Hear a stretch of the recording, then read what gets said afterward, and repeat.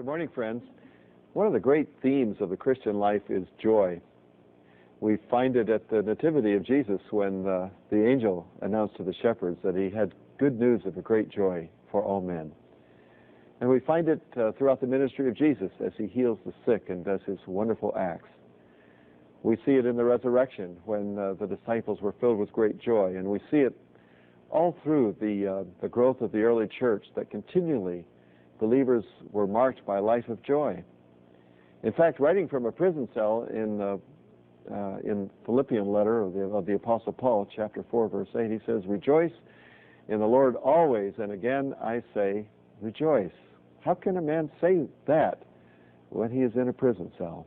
Well, you can if you know the Lord.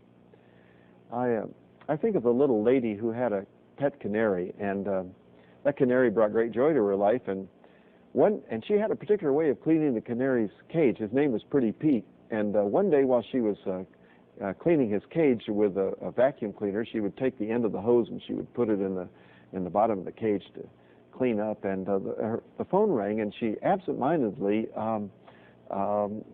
let the vacuum cleaner end go to reach for the phone, and all of a sudden she heard a thump, thump, thump, and she looked in dismay, and Pretty Pete had been swallowed up, and she quickly turned off the vacuum cleaner and opened the canister and picked up her Pretty Pete, who was still alive, but pretty dirty and pretty bruised, and she picked him up by his little feet, and she walked over to the water faucet. She turned on some mild warm water, and she rinsed Pretty Pete off, and then she put him back in his cage, and he dried off.